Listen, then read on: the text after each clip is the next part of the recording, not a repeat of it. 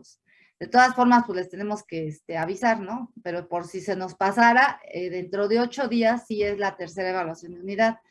Y la cuarta quedaría para el 6 de mayo precisamente. Ajá, ese día sería la cuarta, que abarca los contenidos de la unidad 4, que es el protocolo, y del informe y de las fases de la realización de la investigación, que bueno, ya eso lo hemos estado platicando, ¿no? Ajá, entonces, y bueno, lo vamos a seguir platicando. Entonces, ese día, el 6 de mayo, sería la cuarta evaluación de unidad. ¿Sí, chicos? ¿Ya tomaron nota? Sí, doctora, gracias. Sí, y esta tercera, gracias, esta tercera está en la sesión 9. Ajá. La cuarta, para que no se les vaya a perder de vista, va a estar en la sesión 11. Ajá, o sea, está ahí, hasta la 10. En la sesión 11. Aquí está, ¿sí? Entonces, para que también tomen nota y no se les vaya a perder. Ajá, la tercera evaluación está en sesión 9 y la cuarta está en sesión 11. ¿Sí, chicos? Sí, doctora. Entonces, pues yo creo que ya con esto empezamos, ¿no, Vic? ¿O quieres algo que agregar? Sí, yo quería comentar que, bueno, de los trabajos que me enviaron, de los equipos 4, 5 y 6, ya hice algunos comentarios, pero no están completos. Entonces espero que con la plática de hoy terminen de completarlos para que me lo manden y lo puedan revisar. Recibí también el del equipo 4 que no me ha dado tiempo de poder contestarles y ver la última revisión. Pero bueno, con la plática de hoy espero que tengan mayor oportunidad de poder ir puliendo todos los detalles que se requieren para la elaboración del documento que se requiere en este momento. Nada más. Ajá. Bueno, Entonces espero que me lo puedan mandar pues el día de hoy para poderlo revisar mañana. ¿Te acuerdas de los de ayer? Ya tuve oportunidad de revisarlos, ya se los mandé, etcétera. Y bueno, entonces me faltaría para que no nos atrasemos los de hoy, de los chicos. sí, Ajá, y así yo, por ejemplo, ya les he comentado que me gusta trabajar temprano los sábados en la mañana, revisando esto y podérselos corregir, etcétera, y se los reenvío nuevamente ya con las correcciones, o lo hacemos en Drive, nada más estén al pendientes para que vean esas correcciones, esos comentarios y lo terminemos. Nada más. sí, muy bien. ¿Qué? ¿Preguntas de Bueno, ustedes, chicos? Ay, perdón. no, está bien, nada más que pues ya con lo que comentamos ya me dio oportunidad de buscar mis presentaciones, que siempre las tengo por ahí. Entonces, si no hay otro comentario, ¿podemos empezar, chicos? Sí. Sí, doctor. Ok, bueno. Me gusta su vocecita, se oye tierna, se oye Sí, está linda. chiquito. Ajá, Sí, así pero como con miedo, sí. Pero está bien, no se preocupen. Va, nada más contesten, chicos, porque luego nos sentimos así como que estamos en el solos. vacío, en el vacío. Ustedes son del segundo semestre, ¿verdad? Son de segundo, ¿verdad, Rosy? Sí, son de segunda. Ok, entonces a lo mejor el rollo no va a ser el mismo, pero voy a tratar. Voy a compartirles, voy a platicar. Estas son unas diapositivas que hice hace algún tiempo. Espero las puedan ver. Se ha de ver muy pequeñito, ¿verdad? Sí, Voy a ampliar. ¿Ya tienen buen tamaño? ya. Sí. Ok. Voy a utilizar estas y otras diapositivas y en un principio las voy a alternar y voy a terminar con estas. Entonces, el día de hoy vamos a hablar de lo que es el protocolo. Sí, y este protocolo se desprende básicamente de lo que es una investigación, de lo que pretendemos que sea una investigación científica. Sí, vamos a llamarle en general a todo lo que hemos hecho de esta manera, investigación científica. Y la investigación científica generalmente comprende tres fases: la fase de planeación, la fase de realización y la fase de informe. Dentro de la fase de planeación, nosotros nos fijamos principalmente en tres puntos principales, que es la definición del problema, la elaboración de los objetivos y la búsqueda del marco de referencia. Estos tres puntos van a ser el contexto que nos va a dar origen a toda nuestra investigación, y de ahí va a salir y se va a desprender incluso la metodología, la bibliografía y todos los recursos que necesitamos tener para poder realizar una investigación en forma adecuada. Casi siempre cuando nosotros pensamos en, espero vean mi cursor, en la fase de definición del problema, elaboración de objetivos y búsqueda del marco de referencia, al mismo tiempo nuestro cerebrito, nuestra cabeza, debe de pensar en cuál va a ser la aplicación y cuál va a ser el diseño metodológico. Aquí estas diapositivas hablan de la investigación científica en general. Nosotros lo vamos a centrar desde el punto de vista metodológico y desde el punto de vista epidemiológico. Entonces tenemos que ir pensando al mismo tiempo cómo voy a resolver mi definición del problema o mi planteamiento del problema, para que generalmente entre estas dos que se están auxiliando, yo culmine en la elaboración de mi protocolo de investigación. Entonces, la fase de planeación se va a convertir automáticamente en mi protocolo de investigación. Como fase de planeación, esta fase de planeación, sí, debe de llevar una serie de pasos que me orienten en la elaboración de un documento. Vamos a ver después eso. Y la investigación científica también abarca la fase de realización. Una vez que yo ya tengo cumplido con este protocolo, yo paso a la fase de realización, en donde lo que digo aquí lo aplico acá. Y entonces diseño, ¿sí?, mi instrumento para poder llevar a cabo esa realización o esa metodología o ese experimento o esa recolección de datos a través de encuestas, etcétera. Una vez que culmino con una base de datos en donde yo pongo mis resultados, ¿sí?, y empiezo a elaborar mi análisis y empiezo a comparar con otros autores lo que encontraron y llego a conclusiones, ¿sí? Entonces estoy preparado para realizar y escribir mi informe final. Y el informe final, sí, es tan importante como su investigación, porque es donde la van a dar a conocer. ¿Qué van a dar a conocer? La investigación que planearon acá. Esta definición del problema y esta elaboración de objetivos, ¿sí? Si los alcancé o no los alcancé, yo voy a hablarlo acá, en esta fase de informe final.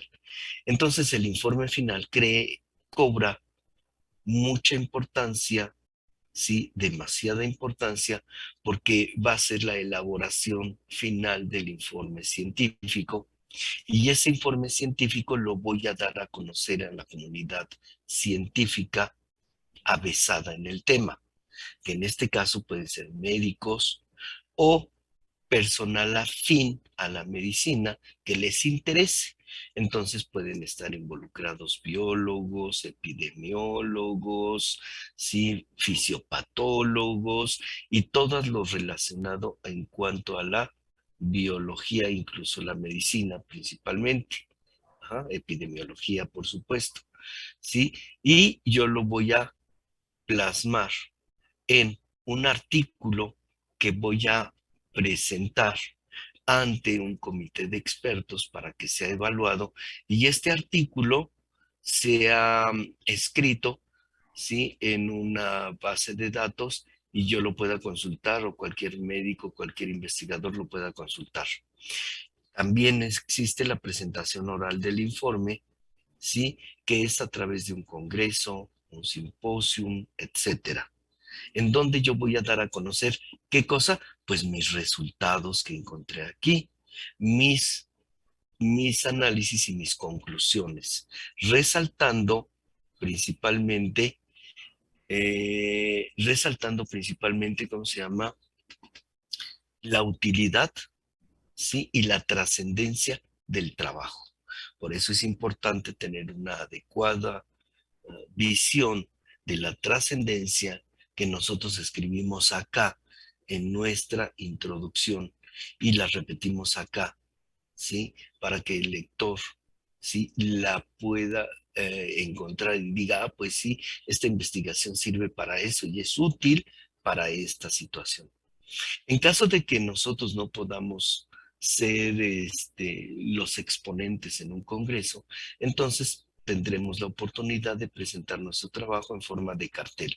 Entonces son tres principales formas de dar a conocer a la comunidad científica mi informe científico. Y es uno, a través de un artículo original.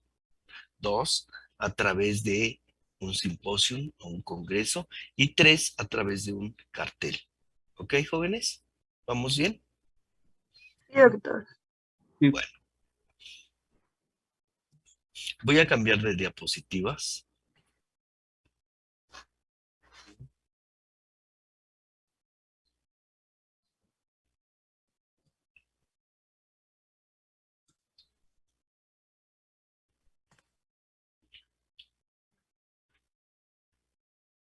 ¿Ya la están viendo? La voy a agrandar. Sí. Voy a agrandar. ¿Ahí se ve bien, chicos? Sí. Bien. Entonces, les voy a ir preguntando y los voy a ir cuestionando. Ajá. Sí, y voy a ir utilizando también algunos elementos que ya vimos durante las clases anteriores y que por supuesto fueron expuestos por ustedes y por la profesora. Entonces, a mí me será una especie de corolario en donde aterrizamos todo eso que hemos estudiado durante el semestre en esta parte. Bueno, aquí, estando buscando hace unos meses información acerca de protocolo de investigación, me encontré con unas diapositivas muy interesantes de una doctora que se llama Laura Moreno Altamirano. La doctora Laura Moreno Altamirano, sí, es una de las profesoras del Departamento de Salud Pública de la Facultad de Medicina de la UNAM, si no es que la principal. Entonces ella se ha dedicado a investigar sobre, sí, epidemiología clínica y específicamente sobre epidemiología aplicada a la medicina. O sea, en su área es la epidemiología. Entonces, estas diapositivas me gustaron mucho porque nos sirven para introducirnos acerca de lo que es el protocolo, no su trabajo de ustedes, no, sino en general la significancia y lo que queremos y pretendemos hacer cuando pensamos en elaborar, en hacer un protocolo. ¿Me di a entender, chicos? No quiere decir que estos puntos los tenga que tener su protocolo. No, son los puntos que cumple el protocolo en sí mismo. Quiero que me entiendan esto porque parece juego de palabras y no quiero que lo confundan. ¿Se quedó claro? Sí, ¿Sí? ¿Seguro? ¿Sí? sí. Bueno, entonces el protocolo consiste y tiene las siguientes características. Veamos.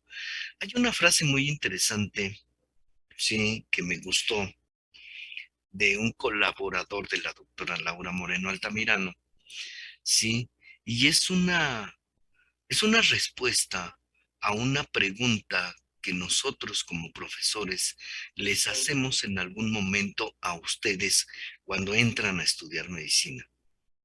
Y esa pregunta que les hacemos, sí, no es esa, no es lo que ustedes están pensando. Les preguntamos a veces, ¿por qué quieren estudiar medicina? No, esa no es la pregunta. La pregunta que realmente tiene importancia es, ¿la medicina es ciencia o es arte? No sé si la hayan escuchado alguna vez. ¿La llegaron a escuchar, chicos? ¿Alguien se las planteó? ¿Alguno de los profesores? No. ¿Nunca? No. Bueno, a veces a mí sí me gustaba hacer esa pregunta en la primera clase para que me definan y los dejo pensando. Y bueno, la respuesta la tenemos aquí, miren. Me gusta esta respuesta porque tiene una connotación filosófica importante.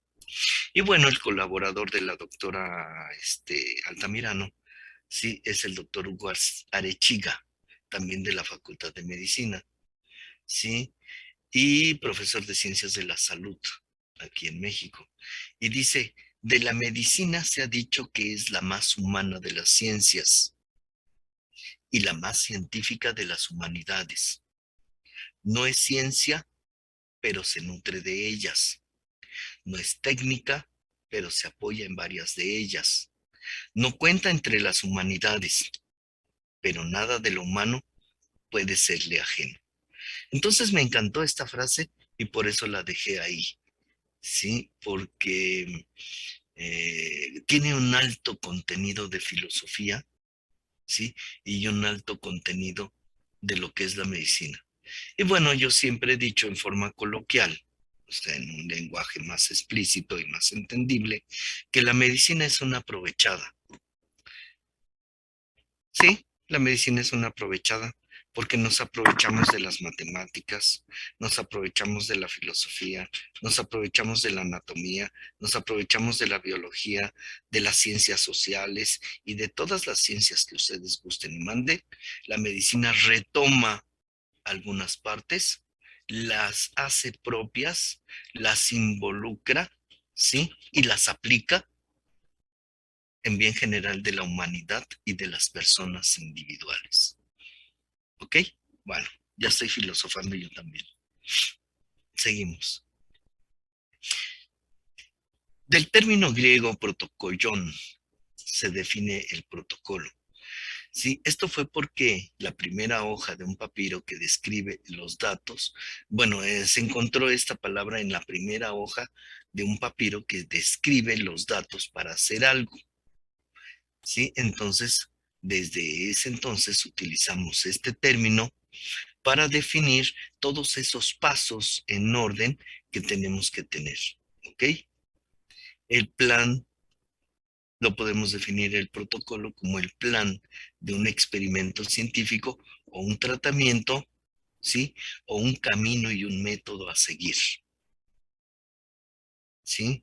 Y yo diría el camino de un método, una técnica y un plan a seguir, ¿ok? Espérenme, aquí tomé una nota ayer que me gustó. Después de que terminamos la clase de ayer, tomé una nota aquí muy importante.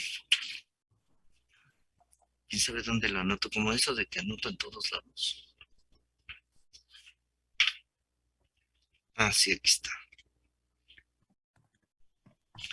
Ah, sí, y viene porque, sí, después todo esto lo retoma una persona que se llama Giordano Bruno.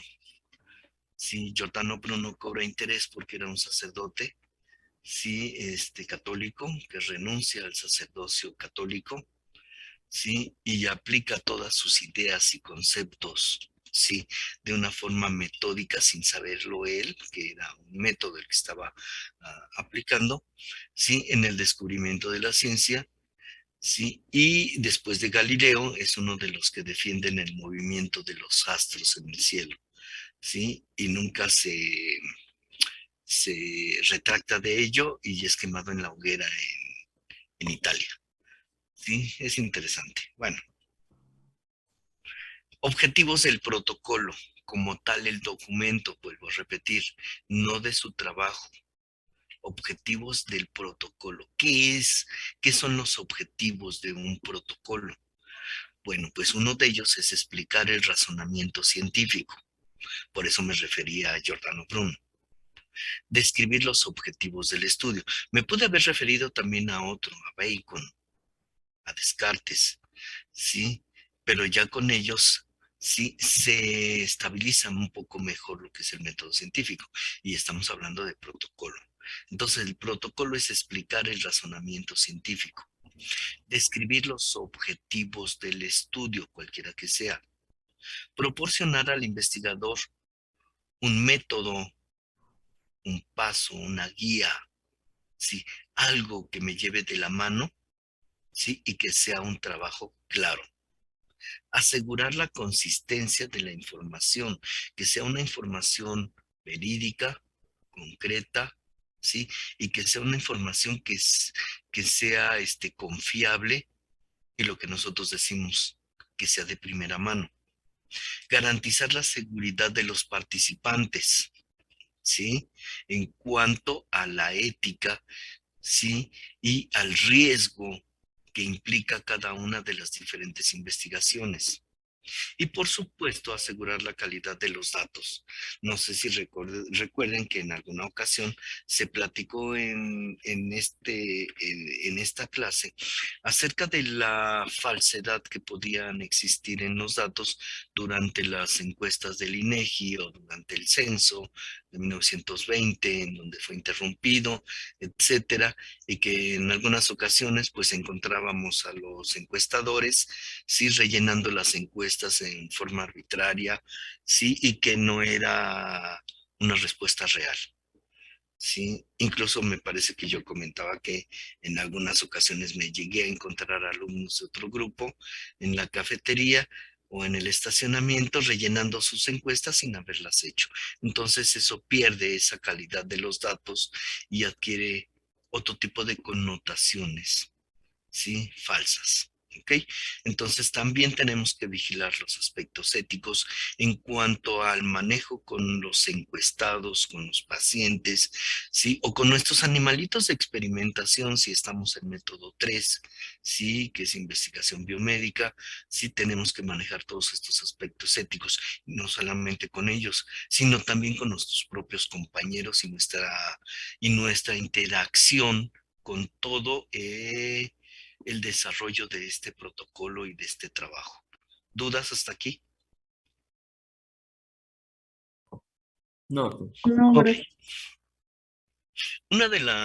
El protocolo consta de varias fases, así lo menciona la doctora Altamirano. Entonces, dentro de las fases del protocolo, tenemos que en la primera la llamamos selección del problema. Y esa selección del problema proviene de una observación. Y esa observación me va a llevar a una duda. La duda me va a llevar a un planteamiento del problema y el planteamiento del problema me va a llevar al paso 2, que es la fundamentación. Entonces ahí yo necesito empezar a buscar los antecedentes, definir exactamente cuál va a ser mi planteamiento del problema, realizar una adecuada pregunta de investigación que lo voy a aterrizar precisamente en el planteamiento del problema, encontrar la justificación del por qué voy a hacer la investigación, si requiere o no requiere una hipótesis y establecer los objetivos de mi investigación. Todo esto, sí, nos lleva a la tercera fase del protocolo, sí. Entonces el protocolo está dividido en fases, en la 1, la 2, la 3, que es la metodología. Y dentro de la metodología está el diseño del estudio, la población, el tipo de muestra, los métodos de selección de la población, ¿sí? Las variables y escalas de medición, los procedimientos de recolección de datos a través de observación, interrogatorio o cuestionario, dependiendo de la dinámica o yo digo de la cinética de la investigación y de lo que yo esté buscando.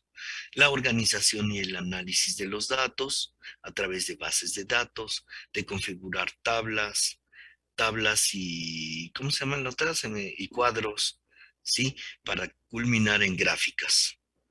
Además, jamás de olvidar los lineamientos éticos a través de la carta de consentimiento, a través del riesgo de la investigación o de procedimientos peligrosos y los recursos y logística que deben de estar incluidos en la dinámica del trabajo, que son recursos humanos, físicos, tiempo, actividades que tengo que realizar. Ahí las puedo yo plasmar en un cronograma junto con el tiempo. Los recursos físicos los puedo programar a través de quién, a través del material que voy a utilizar, como son lápices, papel, plumas, tablas me refiero a tablas para apoyarme, para escribir, son recursos físicos, ¿sí? O recursos humanos, cuántos investigadores voy a requerir, si necesito capacitar gente para que pueda realizar las encuestas, qué tipo de capacitación voy a darles, hacia dónde la voy a enfocar, etcétera. Y finalmente, la doctora Altamira no nos habla del sexto punto, que son las referencias bibliográficas y que nosotros hemos hecho énfasis en que tienen que ser en sí, formato Vancouver. Hasta aquí voy a dejar de compartir las diapositivas de la doctora. Esta partecita, si bien es muy importante, sí la voy a explicar con las otras diapositivas, porque las otras diapositivas se apegan, ¿sí? Se apegan a la rúbrica que está en la plataforma. Y para no salirme de ahí y continuar con el análisis de esa rúbrica, perdón, ¿ya están viendo, chicos? Sí, doctor. Sí, entonces voy a continuar con estas diapositivas.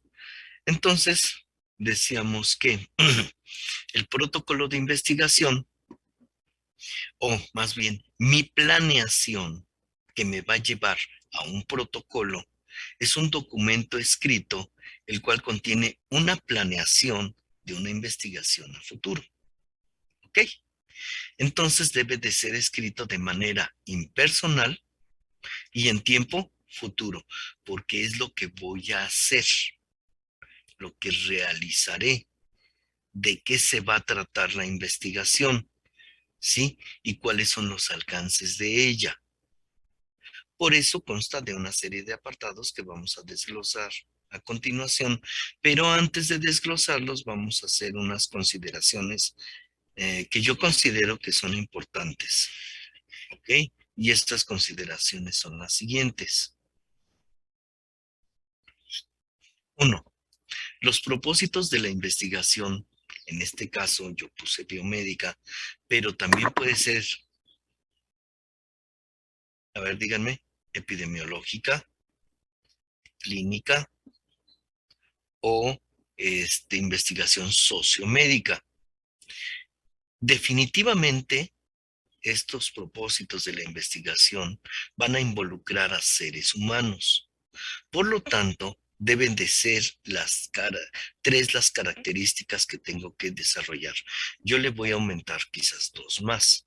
Uno, mejorar los procedimientos diagnósticos, que está involucrada en método 3 y método 4.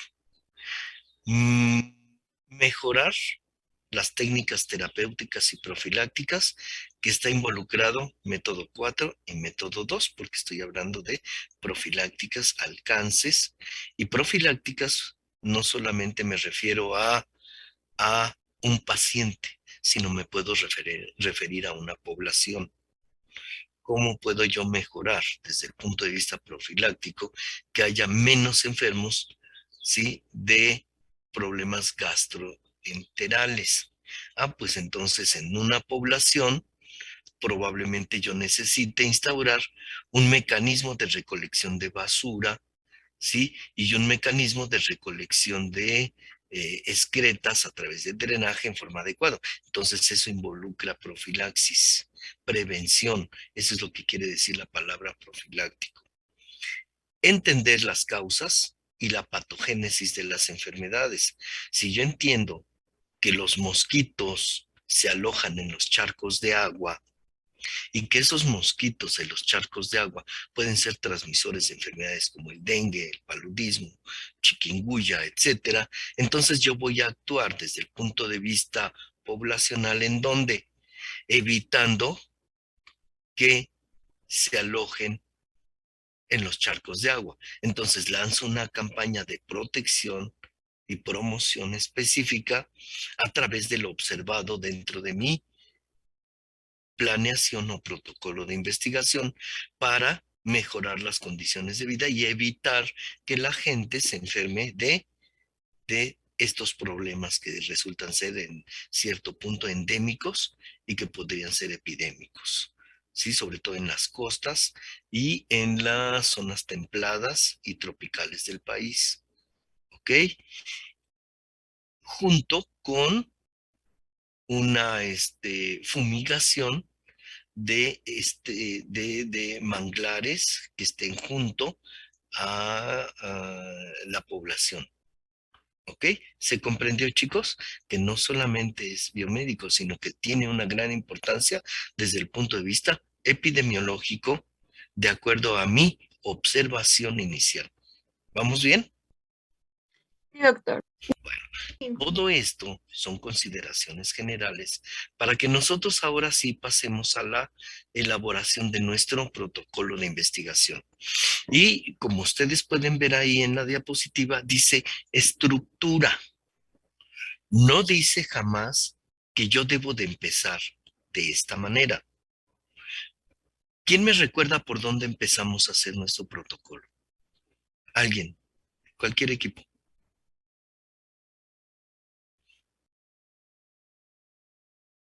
Por la selección de un problema.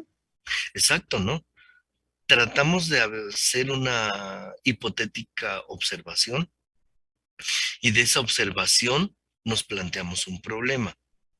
De tal forma que al yo plantearme un problema, si yo al problema planteado le quito la pregunta de, por ejemplo,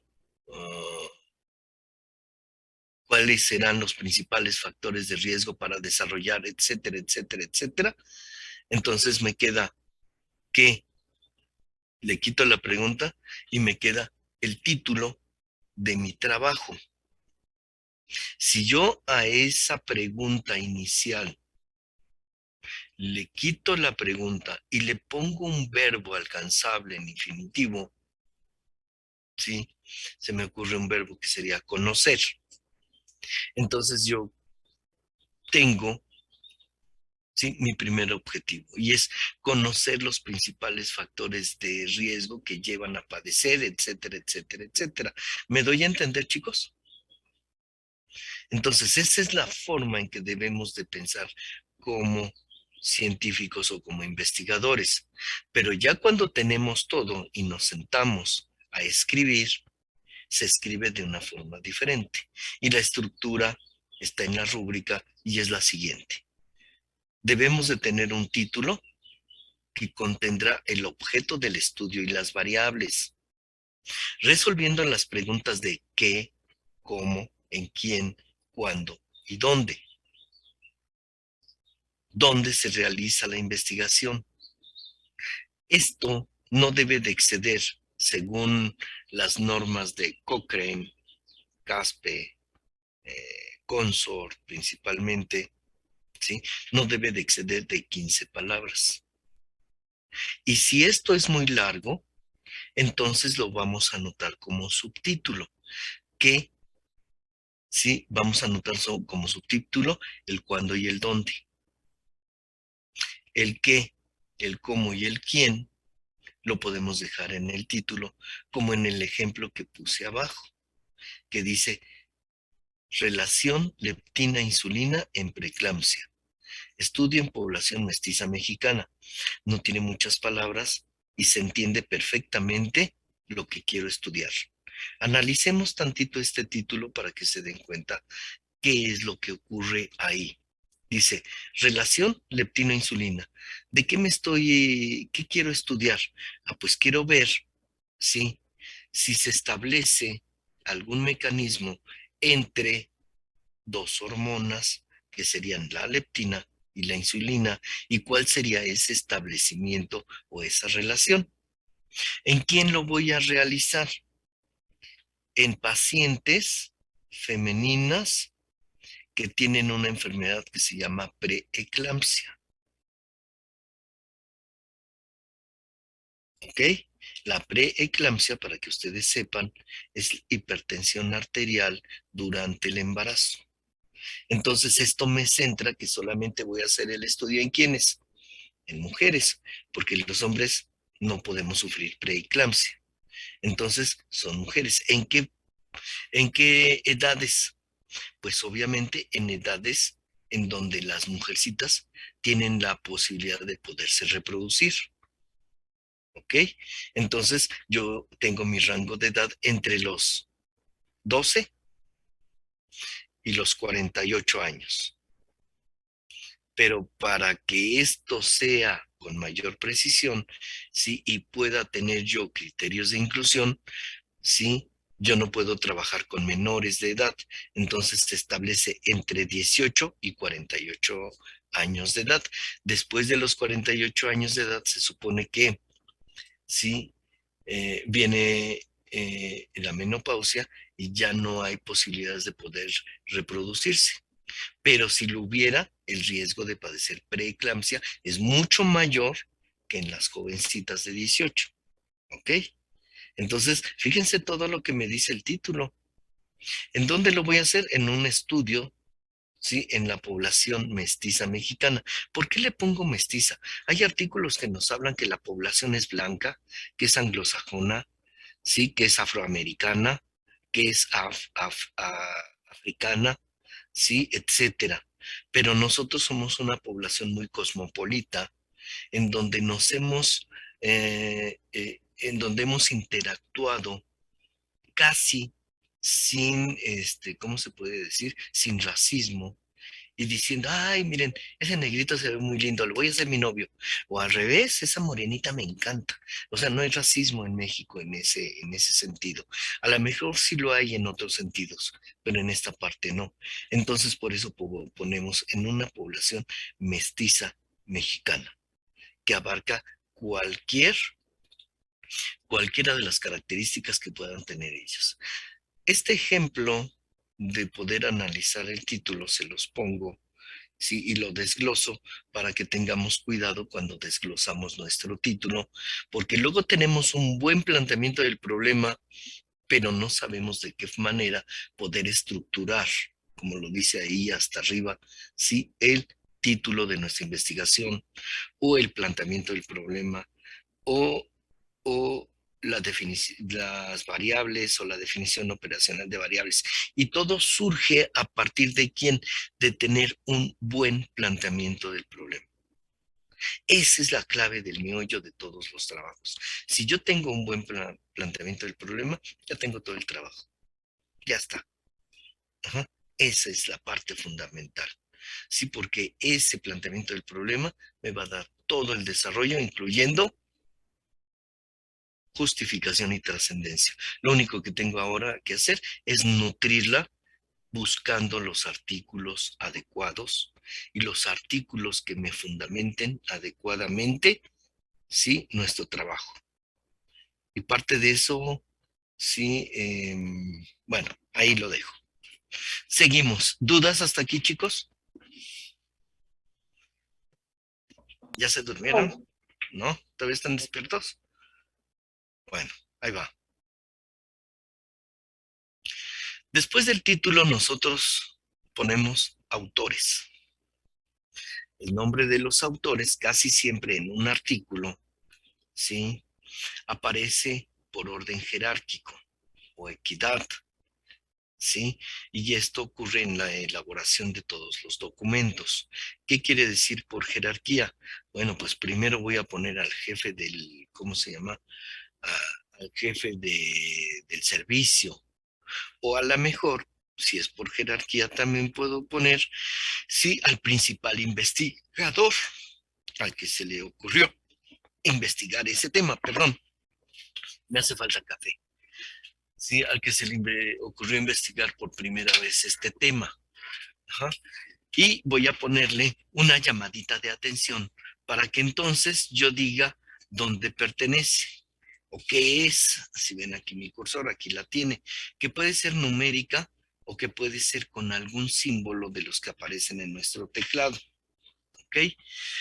En nuestro caso, vamos a ponerlo por orden alfabético, empezando por apellido paterno, para que a la doctora y a mí se nos facilite mucho más, pero no es la regla. La regla quiere decir por nombre, nombre de, bueno, no quiero decirlo, pero por el principal nombre al cual nos llaman, ¿sí? Entonces, por ejemplo, esta doctora que habla de este artículo que acabo de mencionar es Esperanza Martínez Abundis. Y su colaborador es el doctor Manuel González Ortiz. Esos son los dos principales autores de este título. ¿Ok? Entonces, Esperanza es la principal responsable y Manuel González es un colaborador de ella. Y aquí nos dice que probablemente ella sea la jefa del servicio, a ella sea... Miren, incluso si yo le doy aquí, esto que acaban de ver es correcto, así se debe de hacer, se debe de insertar un hipervínculo, ¿sí? Para que yo busque y miren, no sé si lo alcancen a ver ustedes, pero ahí sale la dirección electrónica del autor o del artículo que consulté para poder hacer esto. Miren, aquí pasa lo mismo. Ahí está el hipervínculo. Esto es correcto. Así debería de hacerse. ¿Ok? Y esto también es aplicable, bueno, ustedes son de segundo, ya se los voy a comentar, también en la introducción. ¿Ok? Entonces, autores. ¿Dudas con los autores?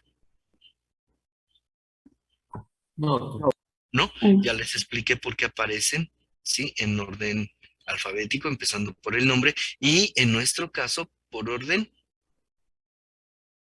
alfabético, empezando con el apellido paterno. paterno. Correcto. Para que entonces a la doctora y a mí en nuestras listas se nos facilite mucho mejor ubicarlos, ¿sí?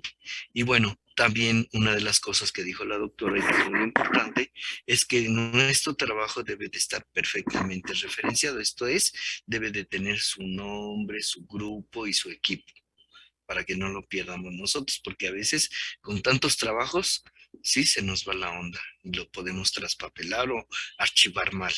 Ok. Después de los autores viene una introducción. Rosy, ¿quieres que les mencione lo del resumen? Pues ¿De una vez o creo lo que dejamos nada más. o Sí lo lo dejamos podrías. aquí? No, yo creo que sí sería bueno porque sí hay algunos Para que ya vayan formatos con los... que piden resumen y otros no. Entonces, Así es. y señalarles por qué nosotros no lo pedimos, ¿no? Ajá, así como lo hice ayer, ¿no? Sí. Bueno, entonces, déjame ver si sería pertinente aquí o no.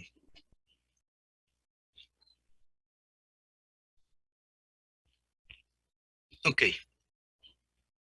En algunos trabajos, sí, como ustedes pudieron haber visto, no sé si me escuchan bien porque mi micrófono anda jugando para arriba y para abajo. Sí, en algunos trabajos, como ustedes pueden ver cuando hacen una búsqueda de artículos, la mayor parte de ellos tiene un resumen, pero es porque los artículos que nosotros consultamos tienen principalmente tres características. Pueden ser artículos originales, pueden ser metaanálisis, pueden ser artículos de revisión sistemática. ¿Sí? Entonces, esos tres artículos, o pueden ser reporte de caso clínico incluso, todos estos que acabo de mencionar para ser indexados en una plataforma, ¿sí? La plataforma y los comités de expertos siempre nos piden que lleve un resumen y ese resumen tiene la función de orientarnos y dirigirnos a nosotros como posibles lectores, ¿sí? En lo que contiene el trabajo y poder decidir si nos interesa o no nos interesa. Dentro de las características que debe de llevar el resumen, debe de ir de qué se trata, ¿sí? Cómo se hizo, cuál fue el material, cuál fue la metodología, cuáles fueron los resultados y cuáles fueron las conclusiones a las que se llegó. Esos 6 puntos que acabo de mencionar son las 6 principales